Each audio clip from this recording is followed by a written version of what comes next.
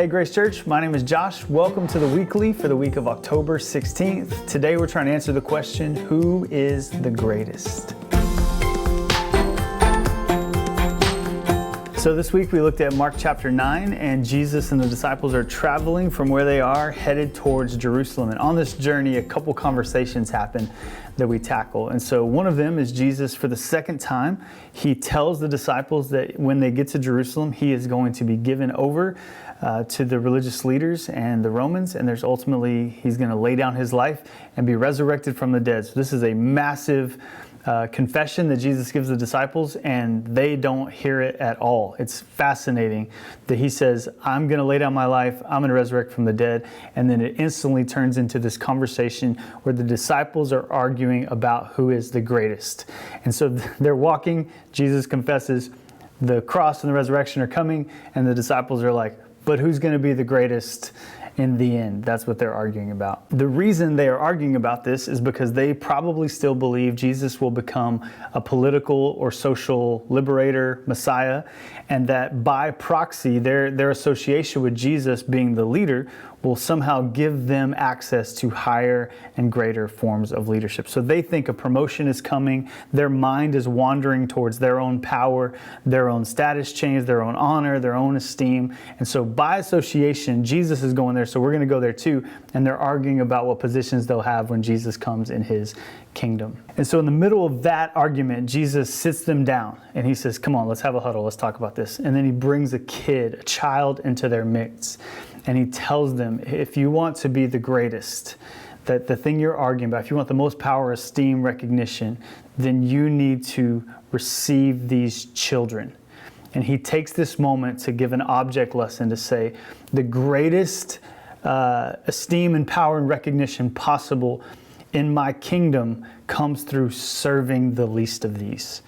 It's upside down. It makes no sense. A child in the first century world was not of value. They could bring nothing to you, so you gain nothing by serving a child. And that's what Jesus chooses to illustrate his point, that the greatest in the kingdom is those who serves the least. And that is countercultural for our mind. It is hard for us to get our mind around that truth. It is very difficult for us as Western American people to associate greatness with servanthood. It's very hard. We don't know how to associate greatness with servanthood. That's not typically how power structure works in our world. That's not how esteem and honor and recognition work in our world. And honestly, when you even think about the church, you look at who's on staff, who's on the stage. That's where the esteem is. And it's like if Jesus walked into our church, on a Sunday, he would not go into the sanctuary. He would take a left, walk down the stairs, and go into the nursery. And he would say, the people serving in here, they are the greatest. They are the ones serving. And that, again, is so upside down and so difficult for us to understand. The disciples so misunderstand this concept of servanthood equals greatness that John changes the subject, and he's like, well, there's these other people casting out demons in their name. Should we care about them? And his mind almost goes to this competition, like, well, what about them? Are they going to be, in this greatness conversation as well? And so Jesus kind of has to pivot his conversation and talk about unity, and how if they're not against us and they're for us, and that there are more people that are participating in the kingdom than just the disciples. So they have the side conversation about unity in the church and how that's a good thing.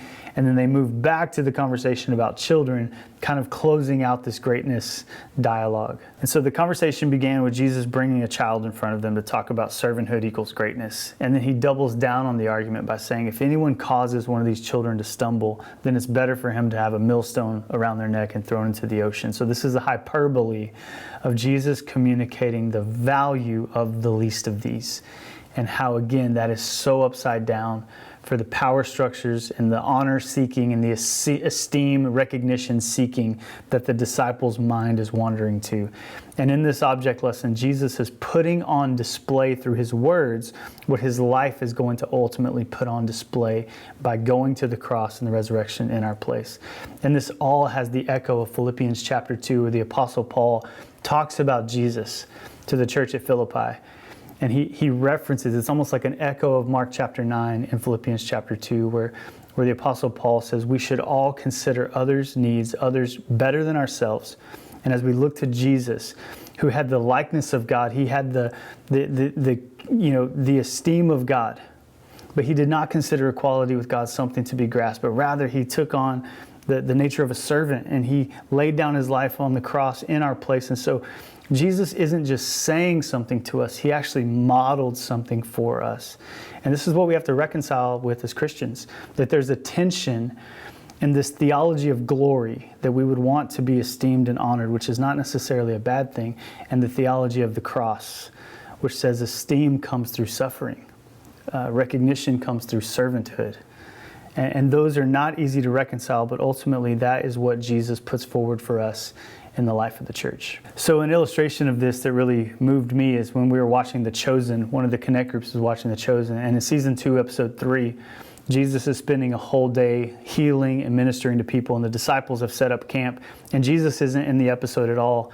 And towards the end of the episode, the disciples have spent all day together, and they're actually arguing and bickering over who should be in, who should be out, who's more holy, who's not worthy, and they're having this huge fight, and it almost comes to blows. And right as they're about to actually push each other and fight each other, Jesus walks into the camp, and he's got blood on him, and he's tired because he's been ministering all day. And all he says in the whole episode is good night. And then he goes, and his mother's actually there, and she kind of helps wash him off, and then he goes to sleep. And there's this prophetic edge to that episode that really indicts the church, that we're power-seeking, recognition-seeking, fighting about who should be in and who should be out, all the while Jesus is out ministering to the people who most need it.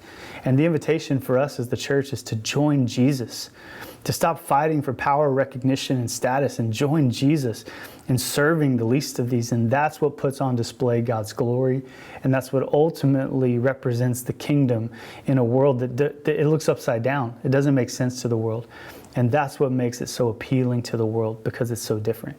So what Jesus is teaching in Mark chapter 9 is something that we need to embody as a church as well. And so my prayer is that we would be a servant-oriented church, and that we would follow Jesus in serving the least of these.